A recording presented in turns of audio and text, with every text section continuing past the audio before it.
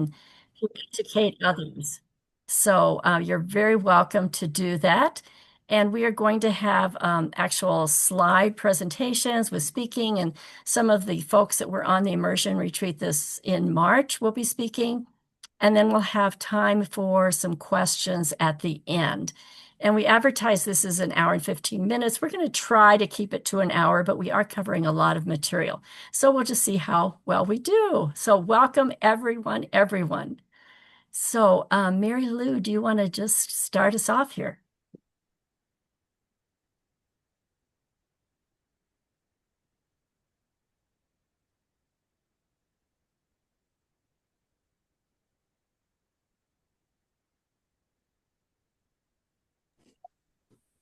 So I also want to recognize Roger, who took many, many, many photographs on this immersion retreat experience. And so because he took such wonderful photographs, Roger Harmon, that's why we're able to even have this program as we're having it. And just to note, we'll be using some of these photographs and others to create a larger presentation that can be kind of a virtual pilgrimage with some other sacred texts and questions that can be used by other people, other groups as well.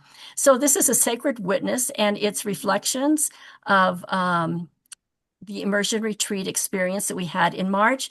And we have these every couple of year, a couple every year, and has thus since 2019. So it's an integration of prayers, rituals, sharings, and a lot of information and speaking with community members. So I'd like to start with a blessing for a broken vessel, which is from Jan Richardson, and was kind of a prayer theme for our immersion retreat. And you'll notice some dragonflies on here. Later on, you'll see a photo of us at Rattlesnake Springs, and the dragonfly has become kind of a symbol of transformation and healing for this work in the Permian Basin because of a immersion experience that we had with Mercy Sisters and others in the fall of 2023, where we buried a sacred earthen vessel that had prayers in it that were collected for healing for that region for a couple of years. And Dragonfly came during the ritual and was with us, so it was very significant. So let us begin with this reflection and prayer. Do not despair. You hold the memory of what it was to be whole. It lives deep in your bones, abides in your heart that has been torn and mended 100 times. It persists in your lungs that know the mystery of what it means to be full, to be empty, to be full again. I'm not asking you to give up your grip on the shards you clasp so close to you, but to wonder what it would be like for those jagged edges to meet each other in some new pattern that you have never imagined, that you have never dared to dream. And that's exactly what we did on this immersion retreat, was take a lot of brokenness in our world, within ourselves, and sadness that we experienced, and try to put these shards together for healing and moving forward. Next.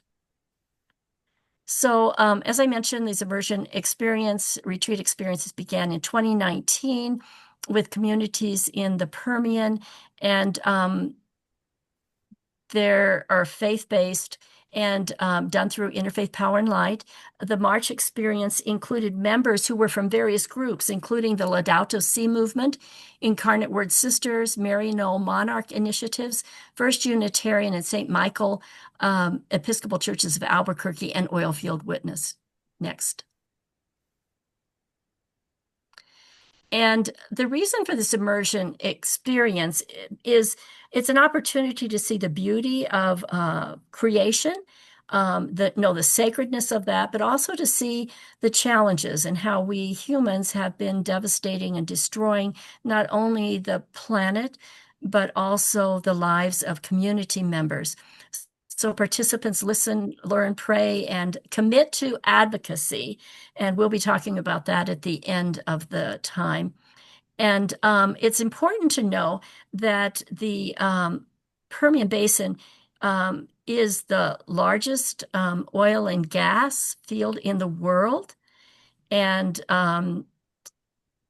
so here we're seeing a picture of it. So it spans New Mexico and Texas, and it's very large. And from that region is 45% of U.S. oil. So it is the largest producing area in the United States, but it is also the largest producing area in the world. And with that, I just want to state that methane is a really big issue that we've been working on.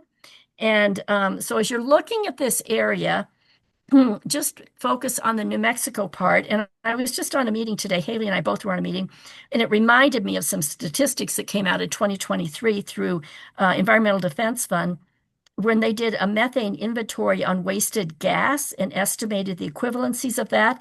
And just in that area, well, it would be northwest New Mexico plus the southeast part, but most of it is coming from southeast New Mexico. The wasted methane gas is equivalent to 32 coal-fired power plants, 29 million vehicles, and it's equivalent to $311 million value of wasted natural gas. And it's enough gas to serve the needs of 1.8 million households and enough gas to fill 36 liquid natural gas tankers. So as we're going through this tonight, just note that we're not talking about something that's small, but something that's very large and contributing hugely to climate change, because methane is the single most largest emitter and larger than other greenhouse gas sources. So next, and that's you, Mary Lou. Yes. So as part of this retreat, we have a beautiful first stop, which is the Carlsbad Caverns. It's a national park, and we using the elevator, which is 750 meters down below. We're able to see these caverns, which is almost like 14 football field, the size of 14 football field. So you can imagine how huge this big room part of the Carlsbad Caverns, and it is considered a UNESCO World Heritage Site. So we're able to like walk miles, and even more than miles, because you can see the park is really 14 football field in size. And so you can see a lot of stalagmites and stalagmites that have been built over millions of years. And this is just one of the formation. It's like age after age of a collection of deposits. And this is another beautiful formation, which we can really see the beauty of the cathedral. They call it a natural cathedral, the cathedral of the earth. And so people all over the world would come here in the national park to be able to experience the grandness and the beauty of this cavern.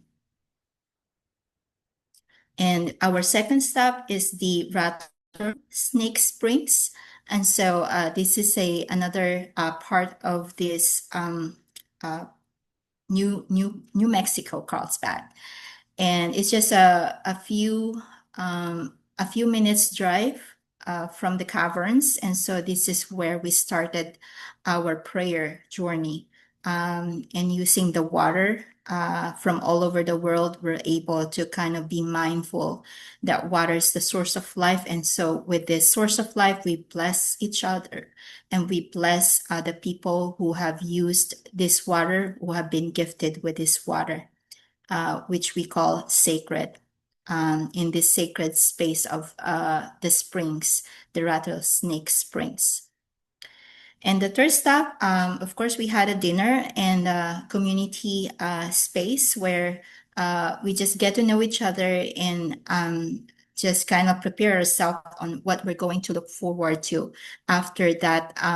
The beauty of creation, which is the caverns, what are we going to expect which is really the oil and gas in Permian Basin, where Carlsbad and hubs are located in the um, part of New Mexico. And I would turn this over to Haley. Okay, thank you. I have a lot of the wordy stuff, so bear with me. There's not quite as many beautiful pictures in my little section here, but I'll try to keep it brief. So we're talking about extractivism, which is basically the large-scale removal of natural resources, mainly for export, often causes environmental harm and disrupts the communities that it takes place in. And most of the industries that do this extraction have no long-term commitments to the region or the communities that they extract resources from. And so some examples of that are oil and gas, mining, and logging. And colonialism, as with many things, is part of what helped to form this idea and establish these systems that are still in play today. And it basically turned nature into a resource to be exploited and commodified, and benefited the colonizers while harming indigenous people and ecosystems and the long-term development. And then I'll let Joan go into other areas of extractivism. Oh, So thanks, Haley. Oh, could you go back one, Mary Lou? Thanks, bunches. Yeah, so this extractivism and the colonization. So what is created is the colonization has created a worldview, a lens that we continue to live out, and we live that out in part through extractivism. And one of the immersion retreats that we did in 2023, we focused on that, and even in very specific kinds of ways, and it was very powerful and very sobering. But when we talk about extractivism, usually people think it's oil and gas, it's coal, it's precious metals, minerals, whatever. But we're really also talking about extractivism of people's health. Many of the people living in the Permian suffer from cancers. We're talking about extracting ways of life that no longer exist, even for current economic development. Like in the region, the Permian we went to, there are many farms that no longer exist there. So this industry of oil and gas has eliminated that. Quality of life, clean air, clean water, clean land, and all of that is really related to human dignity and even the climate and future generations. So that also entails extracting one's sense of spirituality, spiritual connection with the land, culture, and a sense of place that no longer exists and will not exist as it has into the future. So I think we need to look at extractivism in this whole large context and the implications of it as well. And so we try to share that on the immersion retreat experience. Next. okay. Oh, It's you, Haley. okay.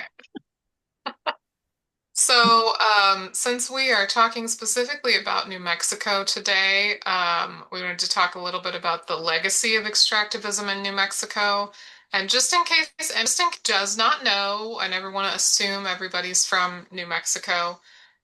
New Mexico is a minority majority state, which means that the majority of our population is considered part of a minority group. And 34% of New Mexicans speak a language other than English at home. So that does play a role in this, as we'll see.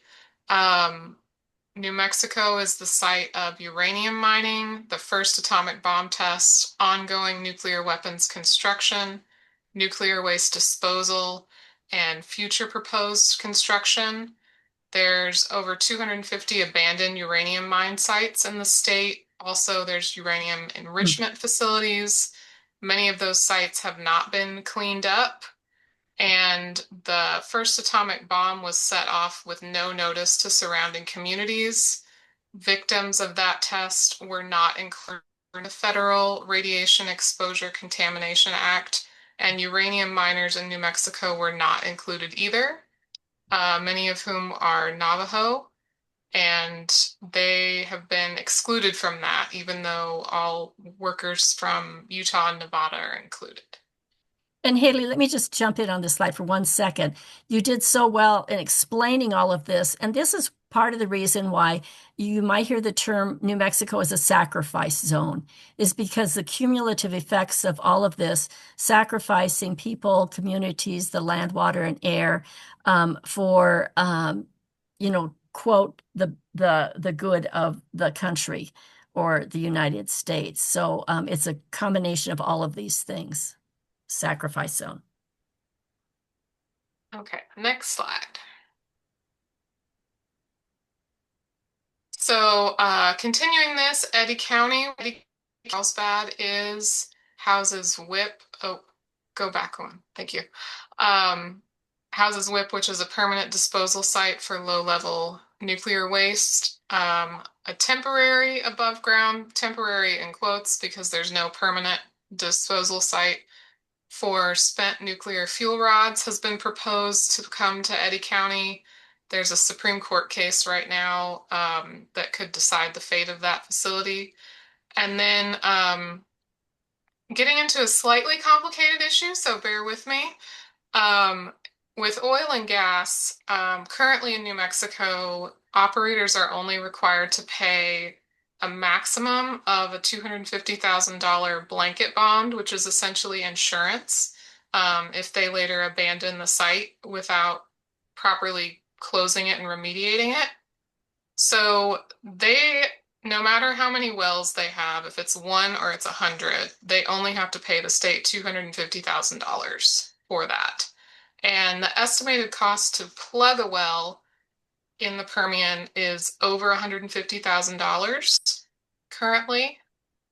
And the state has an estimated $204 million in blanket bonds versus the $8.2 billion price tag for the closure of 25,000 wells that are on state and private land.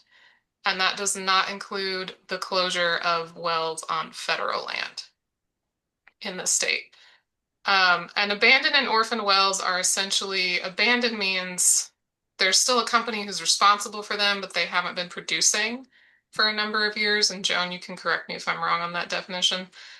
And orphaned wells are wells that are unproductive, but they have no responsible party identified to manage leakage and pollution risks. So there's no one being held accountable for those orphaned wells. And Haley, you are correct with the abandon. And part of the reason that companies do that is so that they do not have to pay for cleanup. They say, oh, we're still going to be using them or something, but they are not, and they're essentially abandoned. Okay, now next slide. Okay, so fracking. If you have not ever heard the term fracking before, I assume lots of you have, but in case you haven't, it is short for hydraulic fracturing, which is a method of extracting oil and gas. And it forces water, sand, and a mix of proprietary chemicals that nobody wants anywhere near them into horizontally drilled wells, and that causes the rock to crack and release the gas. Oh, oops, I didn't. Millions of gallons of water is needed to frack a single well. The average in 2016 Permian Basin fracking job used nearly 10.5 million gallons of water, which is enough to fill almost 16 Olympic-sized swimming pools. Fracking affects the air quality due to the volatile gases that are released, including methane, which we've mentioned. It creates billions of gallons of wastewater, and the disposal of that can lead to water and land contamination if it's not properly disposed of. And even if it is properly disposed of in injection wells, those lead to earthquakes. So we have had a number of earthquakes just in the last 6 months down here in the Permian. Are getting worse and more frequent. And then fracking also uses a lot of fresh water sources, so ground and surface water, and we are in a desert. So they're using our ground and surface water when we are already in a drought. And then fracking is massively underregulated, as we've briefly mentioned already, and we'll talk about a little bit more.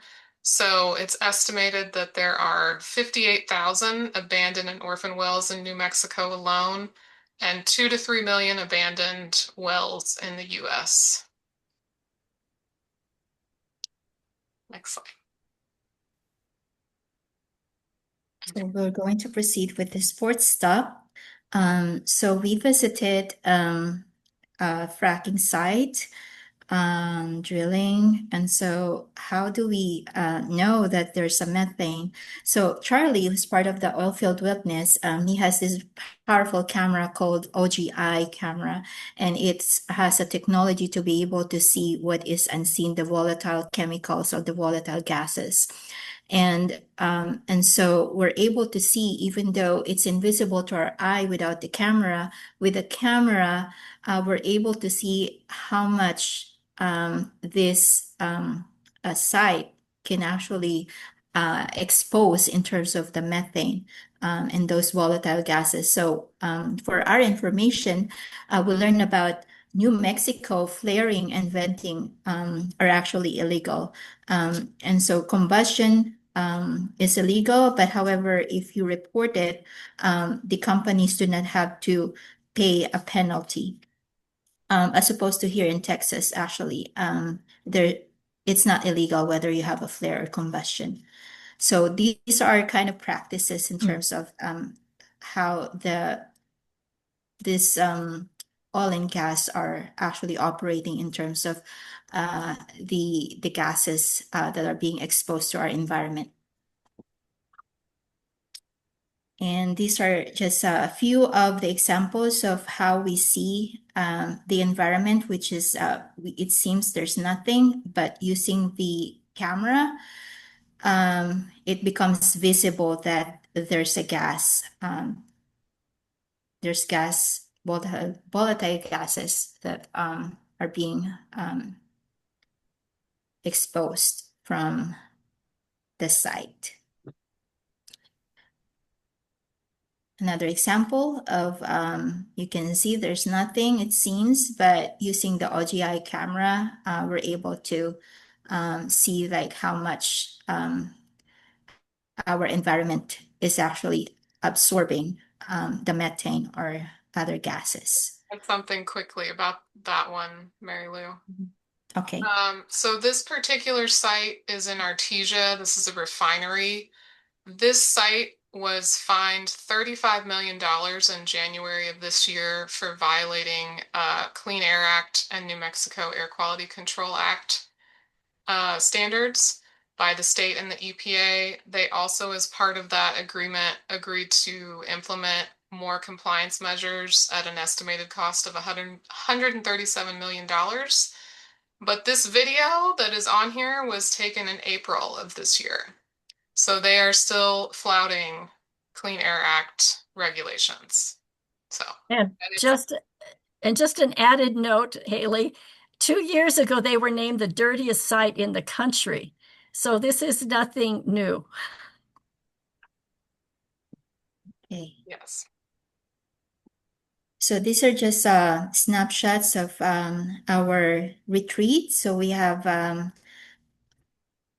just being mindful that we have seen the fracking, the pump jack, we've seen the flare and the combustion.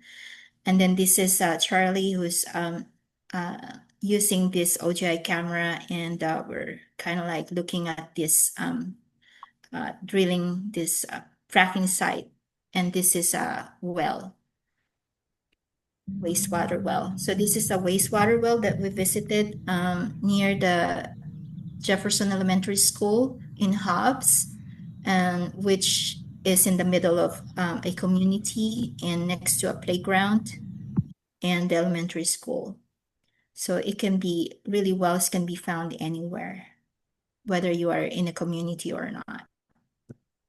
And this is the part where we kind of like reflected on what does it mean to us, and we have some kind of pondering about it and reflecting and praying. And we use some kind of an earth or the water, and then poured it on on the earth, and then it became a mud, and we kind of use it as part of our ritual. And then the sixth stop is we visited this Lutheran church, who's our sponsor, to have a conversation with the members of Sumas on Pueblo Unido. And they were sharing with us the challenges of the workers in the oil field, and how they are advocating for the rights of the oil field workers, especially to concerning about their health situation. And why? It's because they can only kind of work up until 35 and 40 years of age. And so it's important for us to be aware of who are the people who are working on the oil field, and what's the impact of working in the oil field. Especially, we are all part of this oil industry and the gas industry. If you're using oil and gas, we need to be kind of like be mindful of who are the people who are in the oil field. And these women here are advocating for the rights of the workers. Sister Joanne. Yeah, and just a little bit more about the workers and human cost. So many of the workers are doing some of the most difficult, dangerous work are immigrants, and they have very long shifts. Some of those that are working are on no-dos or things to keep them awake because they have to work those long shifts, or they suffer from being fired, and all throughout the Permian Basin. And thanks again to Roger, because he was really very vigilant about getting a number of these big billboards that were advertising for lawyers if you have an injury or if something has happened to you. And they are all over the Permian area. And so that just kind of, again, accentuates the challenge to workers and people. Lots of accidents with trucks as well. I remember one story of meeting with a Catholic priest a number of years ago in Carlsbad, who had come across an accident on what's called Death Highway. And it's just truck traffic, very fast. And, when you're tired, you may not drive the best.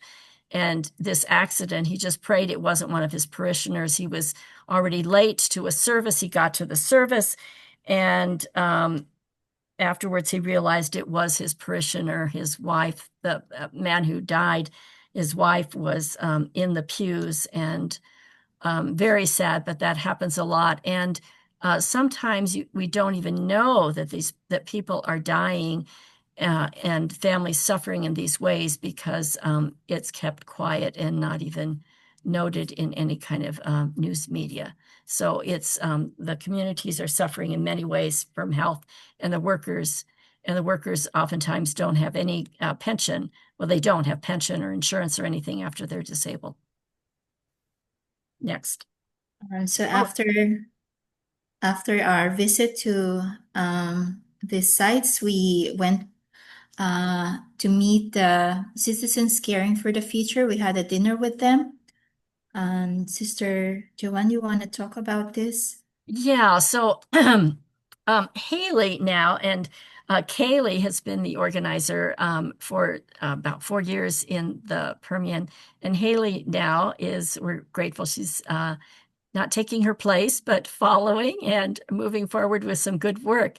But there's Citizens Caring for the Future are folks that began this effort to bring to the surface the concerns of communities, community health, the environment, climate, etc., because nobody was speaking about that. And this little group continues to be the only group basically that's talking about the environment health. Somos works with workers and those concerns.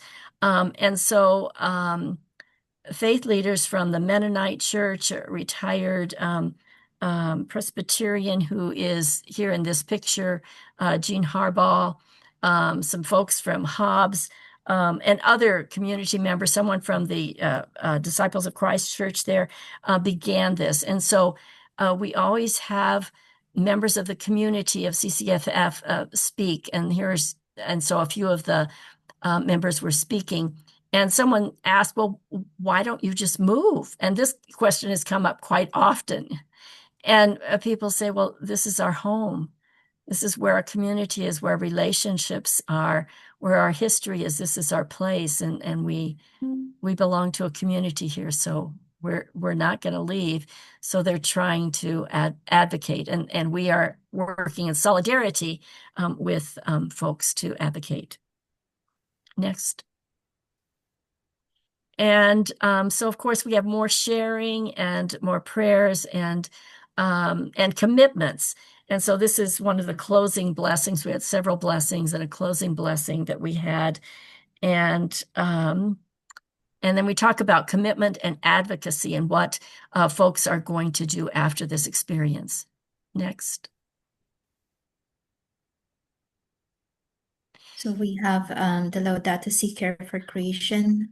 So Pope Francis is very much an advocate of caring for all, that we are all connected. And so the challenge really of this generation is that we're carrying the biggest responsibility that we have to be mindful of, that this grave responsibility of how we can be the solution, how we can take care of the problems that have been piled up over the years in this 21st century. So the hope is that one of the organization caring for the environment is Laudato Si movement that supports clean energy and sustainable economic and environmental practices, which is the fossil fuel non-proliferation treaty, where how we can actually go for a clean energy and how we can support the transition to those sustainable practices. And as part of this movement is like, where do we put our treasure, and how we can be mindful of our investments and a move toward divestments. Right. And Mary Lou, I'll just jump in there with that too, because the reason we integrate this learning and of information and speaking with community members and spirituality is because Laudato Si, with it, which is a Catholic movement, but other religious traditions as well, see this concern about climate and how we treat the environment and one another and human rights really as a spiritual crisis. The environment is not the crisis. It's us. It's our spiritual crisis that we have. And if we're really going to move in this area and change these systemic concerns, the systemic injustices, we need to be working from this spiritual, ethical, moral foundation. So next. And so our next part is we are going to hear some reflections from some of the other folks that took part in this retreat. And I think, Maria, you're the first one. And so we gave them some questions to reflect on. And we have 4 different reflections. So Maria, if you would just jump in. Sure. Hello, everyone. I'm delighted to be here and share about my experience on these retreats. I want to share with you that I have been 3 times, and each experience has been unique. Most of all because you have the opportunity to encounter with God, with creation, and with the community. And every time you have this time to go to the caverns, it's like you can feel the beauty of how our Mother Earth embraces.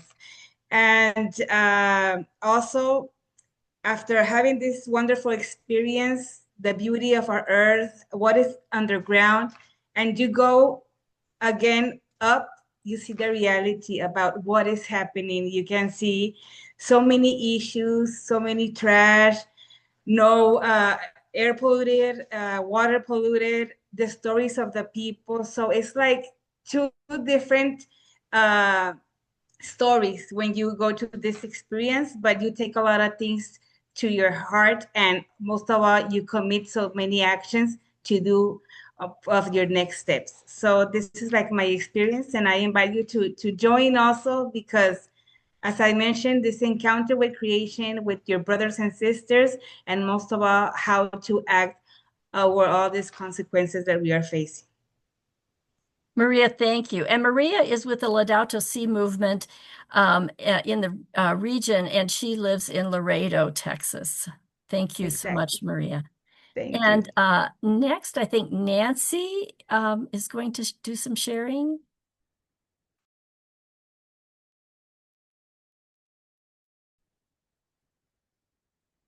Nancy, yeah, thank you. Got it. Okay, I'm Nancy here in Albuquerque. My husband Roger, who's sitting right here, and I went down for the first time in March, and it was a very impactful experience. I thought it was so well planned, as it has been mentioned several times, starting at the caverns, which are so beautiful, and you realize the complexity of life under the earth, and then you come up to this beautiful spot, this beautiful park. But one of the park rangers pointed out to us that if you stand on the edge of the mesa where you come up out of the caverns and look out over the area that we visited, it's like a city at night, a huge city. You cannot see the stars. All you can see are the massive lights of the refineries. And when we got down there the next day, we realized that those refineries go all the way from Carlsbad to Hobbs, which is the road we journeyed on. But I'm sure there's many, many more, but it's just nonstop. One pump jack after another, and then the refineries. You realize what a massive scale we are witnessing, and it's almost overwhelming, but it is overwhelming. But because the way the retreat was broken down, we followed that with a very meaningful ritual for me was the one that has already been mentioned at Rattlesnake Springs, where the sacred vessel was buried, and where each of us took a small bottle of water that Joan and Marlene have been collecting for years, I think maybe. Roger and I went to Switzerland last fall, and the two of them bustled in the door the night we left with these little bottles and said, "Would you collect some sacred water for us from wherever you end up?" And so we did. We brought back some sacred water from the sacred wells in Ireland, but there was also water from the Atlantic Ocean, the North Sea, the Caribbean. It was just the Mississippi River, the Great Lakes. It was amazing how many drops of water went into this sacred vessel that we had there. And it was just such a wonderful way to set your intention for the retreat and to be reminded of the sacredness and the reflection that needed to come out of this. So that was a beautiful way to follow up on the caverns. And then the rest of it was just kind of mind-boggling and mind-blowing as we met the people who had been affected by this.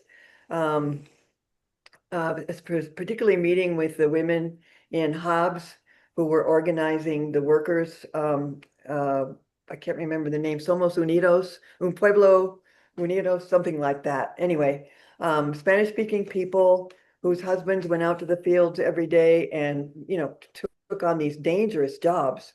We were reminded that they made a lot of money, but in addition to the money from the money that they made, they had to buy all kinds of equipment, and a lot of times they didn't have health care coverage, or the accidents were not covered by the companies that caused them. So it was really amazing to learn about the sacrifice that a lot of these people make and can only work up to 45 years old and maybe even younger than that. So that was very interesting and heartbreaking.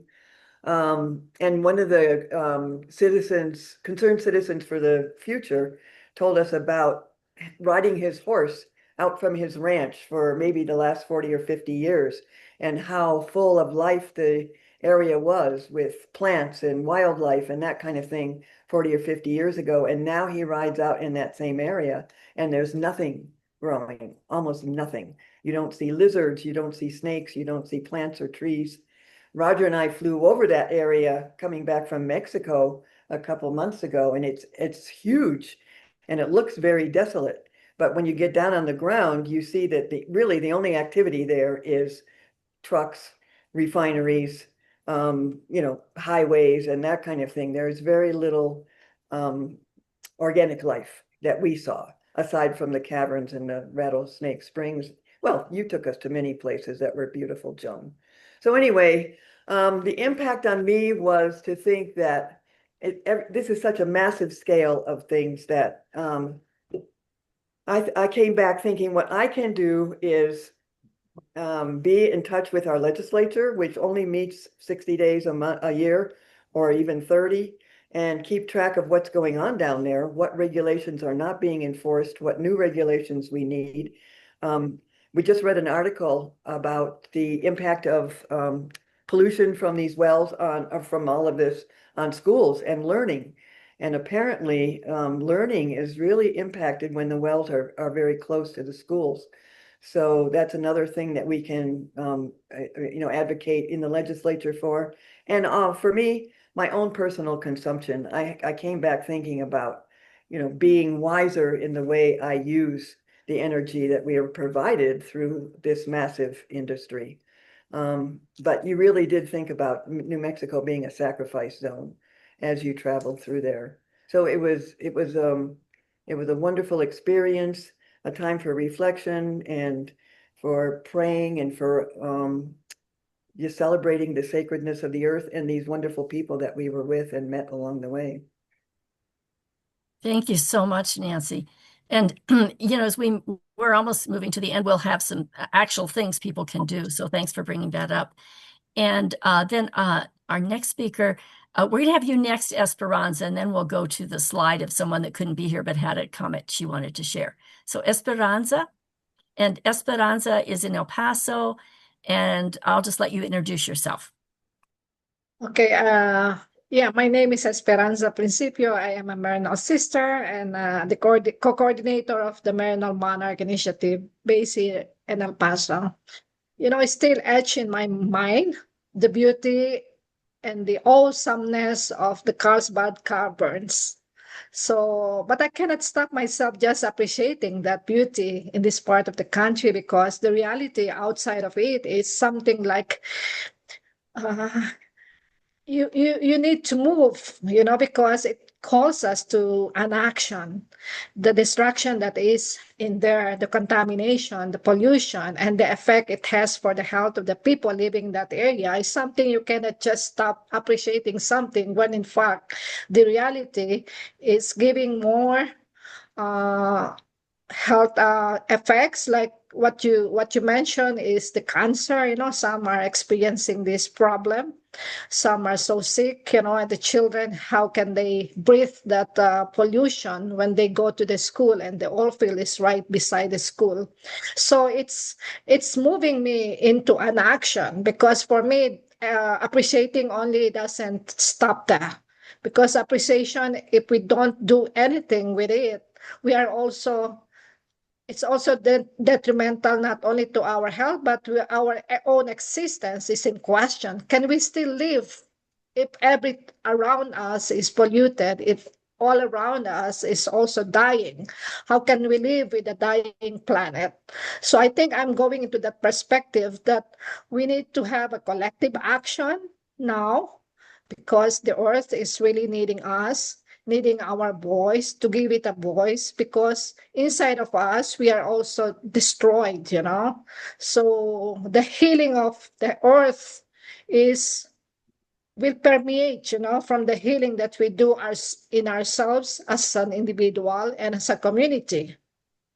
So what is my takeaway from this retreat is I want others to experience the same kind of retreat that we have had, with most of you in this group, because we are all connected. What we do for the earth, we do for ourselves. And the planet Earth is the only common home, as Laudato Si underscores that.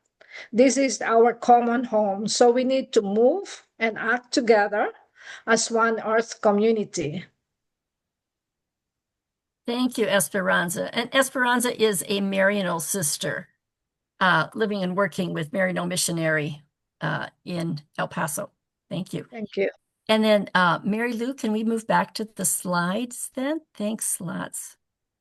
And we had another participant who wanted to share but could not be on tonight. And so she gave us a written comment. So I think we need to, there we go. And so Laurel's experience was one that was eye-opening. And for her, she lives in Carlsbad and she actually works in an environmental position down there. So she is out in the oil and gas field some, but she was not aware of all that she saw. She wasn't aware of the health risks that people have, what happens with the workers, the air quality, and experiencing what that was with the FLIR cameras. All of those things are important to her, and she was not so poignantly aware, even though she is living and working in the area. So for her, her biggest takeaway was advocating for the rights of the workers and being active and making connections with anti-racism and immigrants, and also making sure that the controls in the oil and gas are implemented and to address the pollution of health and earth and people. So next. We're almost at the end, so this is just fracking site. showing you the beauty. What we learned is that the New Mexico, Carlsbad, and Hobbs used to be an agricultural site where people grow, like there will be farmers. There were farmers who would have crops there, and now, of course, the field, the New Mexico, Carlsbad, and Hobbs have been turned into oil and gas field.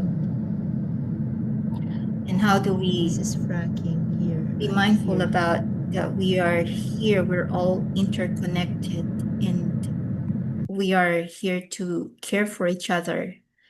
And if one is hurting, and so everybody everybody will be affected by something that's hurting, or a person that's hurting affects, somehow because another person, because we're all interconnected. And so if Carlsbad and Hobbs are environment are hurting, so definitely it's like there's an impact to the world, because methane, we're sharing our common home, the air, and we're sharing this planet.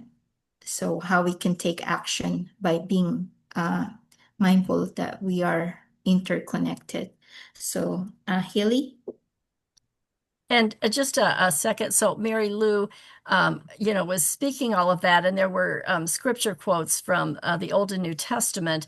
And just to again emphasize that this is a perspective that we come from, whatever the spiritual tradition is, from these wisdom places, and they can really keep us moving in the way that we need to move when we feel disheartened or hopeless, and can even be brought up in the advocacy work that we do, which is what we're going to talk about next. So Haley, go ahead. Oh dear, I thought you were going to do more of this slide than I was. Well, why don't you start and then I'll jump in. Okay.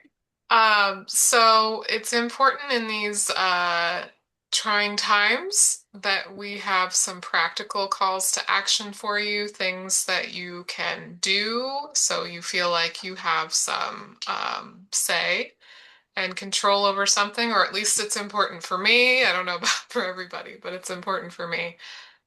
So one thing that you could actually do tomorrow that is on here is to contact your senators about the budget reconciliation bill that is heading to the Senate. Part of that bill contains provisions that would defund or delay the methane emissions reduction program and waste emissions charge, which Joan knows more about those than I do because I am still learning what the heck I'm doing and what all these things are. But in addition to all the other things that are terrible about that bill, anyways, specific to what we talked about tonight, this is one of the bad things in that bill. So you can call your senator tomorrow. You can also engage with groups like us to sign up for action alert emails so you know when your help is needed, and those are really handy. I am on lots of those, and they are easy to, usually easy to click and go sign a petition or something and tell you what you need to do.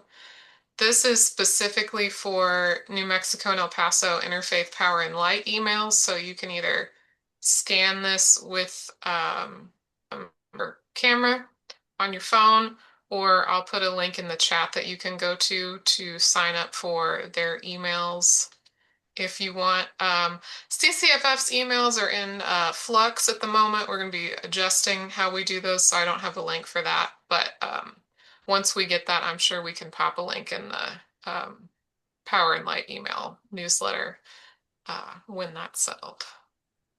And thanks, Haley. And I'll just jump in too with some other action things.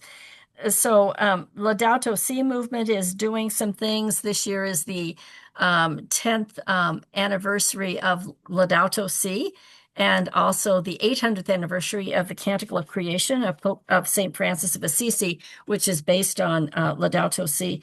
And so Maria is working on some of those things. We at IPL have things that are being done with Catholics. The Catholics in the fall are going to be doing a Pilgrimages of Hope. And so our Fall Immersion retreat experience, which is September 25th through 27th, might be an opportunity, especially for that kind of a theme, and with people that might want to participate in it for one of those items.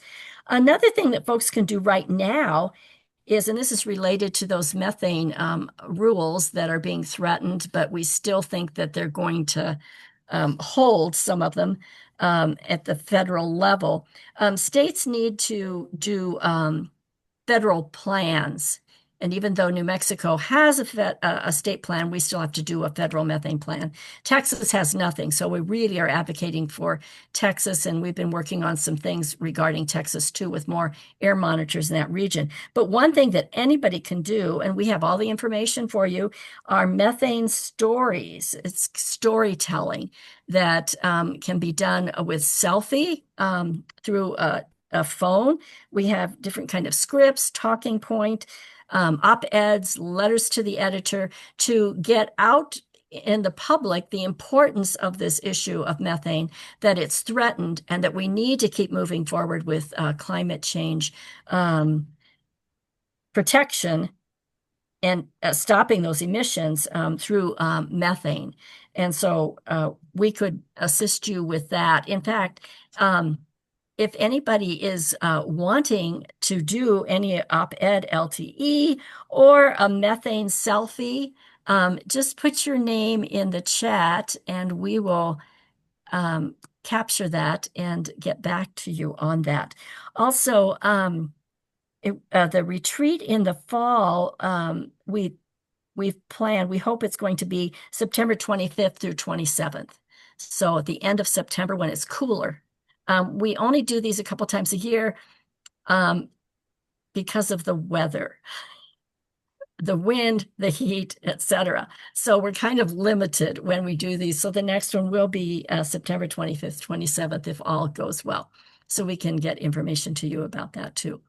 And so I think there was one last, well, we saw the last slide. So I think that's it. So we're open to questions, comments from people that actually can be addressed to Haley, Mary Lou, myself, or anyone who made the immersion retreat experience. So maybe we can, there's our last slide, yes, with a picture of all of us and those contact information and websites. Okay, so thanks, Mary Lou, for doing all the technical stuff there. And are there questions that people have, comments? This is Pat Bonilla. Can you hear me? Yes, we can, Pat. Mhm. Thank you. I just wanted to say thank you to you all for what you're doing. It really is really important. And I didn't know enough about it. So I'm really glad that Roger and Nancy invited me today. Thank you all. It's wonderful to have you, Pat. Thanks for joining. I would like to add about the importance to talk about the Permian Basin because this is something that we share in Texas and New Mexico, and many people of Texas doesn't realize this big problem that we are facing that not only impacts the people right there, it impacts all the world. So it's very important to every time that you have conversations with people about environmental issues, share about the Permian Basin, even though if they live in another continent, in another country, but so people can know how people suffers with this. Because every time you go, you can feel the cry of the earth and the cry of the people. So if you had the experience to go and to talk with the community, it's a story that you can share with more people. Thank you. Thank you, Maria. And Maria, you're doing such good work that is so difficult in Texas. And Mary Lou, you as well. And so, Maria, thank you so much. It's just lovely to collaborate with you. Thank you. And one thing also, Sister Joanne, here in Texas, there's a lot of restrictions that are being kind of removed or that really impacts like how the business, the oil and gas industries are operating here. So it's just so important for us to be mindful of being engaged with our legislators so that we'll be able to kind of really support the environment, the care for creation. Yes, and we need to be working together. So it's great to have this collaboration and working together with folks of people of faith in New Mexico and Texas. And David, you have your hand up? Yeah, I just wanted to say that while I had a wonderful experience when I went down before, and the level of destruction is incredible. And Joan, you can correct me if I'm wrong, but believe the area of the Permian Basin is 200 miles by 300 miles. It's absolutely enormous. That sounds about right. It's huge. It's huge. Yeah. I don't know the exact. I'm not so good with numbers. But yes. 86, well, the number I saw was 86,000 square miles. Yeah. So thanks. Marlene?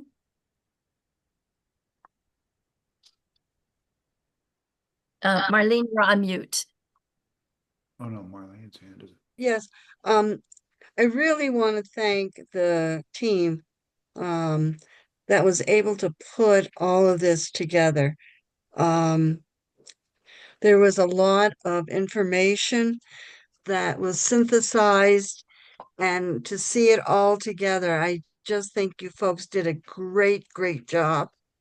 I'm hoping that we can make this available, like Joan was saying, for those virtual pilgrimages. And I think the added information that you folks did on the slides was very helpful. Um, the the other thing that I wanted to say is that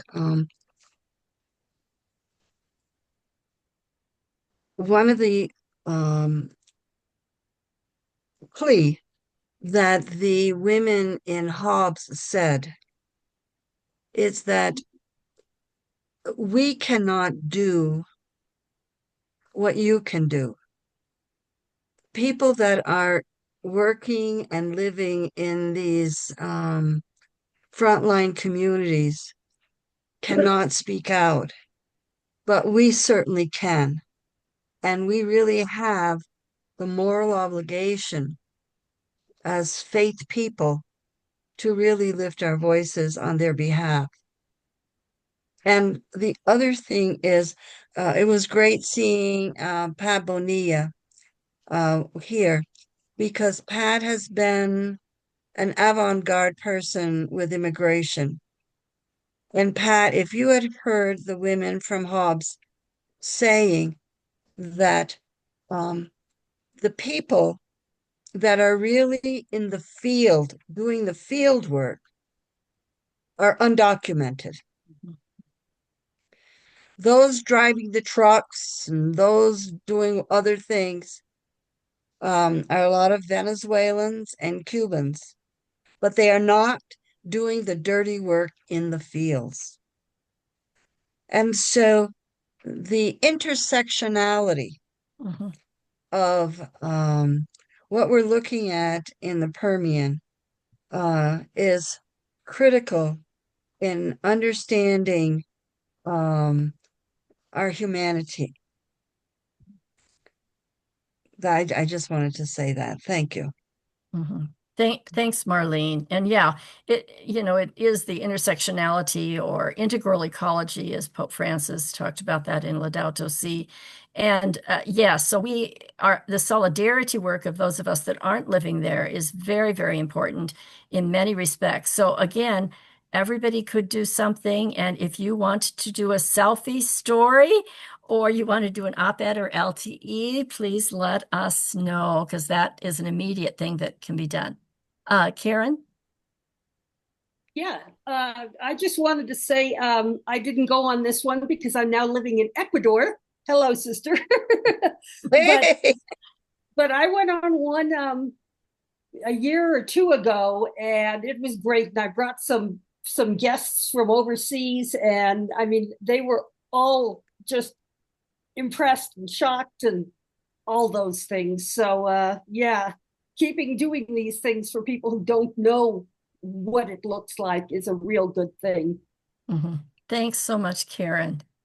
Esperanza? Yeah, I would like to speak in behalf of the education training that we're doing here, which is very connected to what we have experienced in Carlsbad, that education can bring is only useful when there is an action that we can do, when we learn something. So we are inviting Sister Joan, if we, for everybody to know, and if you can participate. We invited her when is this? In July 16. And the theme of her participation for Marinol Monarch Initiative is One Earth, One Spirit, a call for action. So from my experience of Carlsbad, it draws me to act. So the spiritual aspect of this being interconnected to each other, and we are so connected in this web of life. We are called to action. That's why Sister Joan will help us to traverse this spiritual movement and ecological conversion and doing ecological justice together. So please sign up for her course, a lecture series that she will do for us for 90 minutes. Half of this will be like a deepening or a question and answer part. So I'm kind of inviting you so to deepen more our experience from the Carlsbad immersion retreat that we have had. Thank you. Maybe Thank, I can put in the chat the I was link if just you going to want ask, to register. yeah, I was just going to ask you to do that, Esperanza. And that's through the Mariano program that Esperanza is doing, facilitating in El Paso. And this So is a it's free. series this is a series online with a number of different speakers. It's free. Okay. Yeah. Free July will is be always for good. free. Yeah. There are like international speakers, from Peru, who is a mercy sister. No, she is a medical mission sister. Then John, and then a leader from Asia, an indigenous person. So we can have some different perspectives from these three wonderful speakers. Thank you. Thanks, Esperanza. Roger and Nancy? Yes, I'm Unmute. Oh, yeah. I just wanted to second what Sister Marlene said about the intersectionality. I took those pictures of all the trial lawyers over the last few months because I was angry about the way in which trial lawyers are holding up innovation and reform of medical malpractice state. But in fact, here they are being used on this issue too. So I think the whole weekend was a weekend of hope, creation of hope, because of being with the beautiful young people that are with us today and the old codgers that have been working on every issue for 60 years, and them and the local people who are in the fields and supporting their relatives when they come home at night. Plus, as Sister Marlene mentioned, the people, us here, that need to work with the legislators and so forth. So it was just a reminder to me of how beautiful it is to be out connecting with so many types of people with common interests. Thank you, Roger. And Roger, again, we're so grateful to you for taking all of these photographs that made this presentation possible. And as I said, we will be working on something that's larger that can be disseminated more with some reflective questions and all in kind of a virtual pilgrimage of the Permian. Are there any other questions, thoughts, reflections from anyone? Okay, well, I think we will go for this evening. There will be a recording of this. And so I think we must have everybody's email so that that can be sent out to everyone.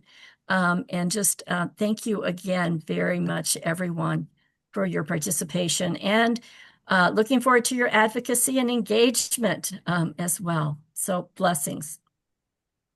Thank you. Thank you so much. Thank you.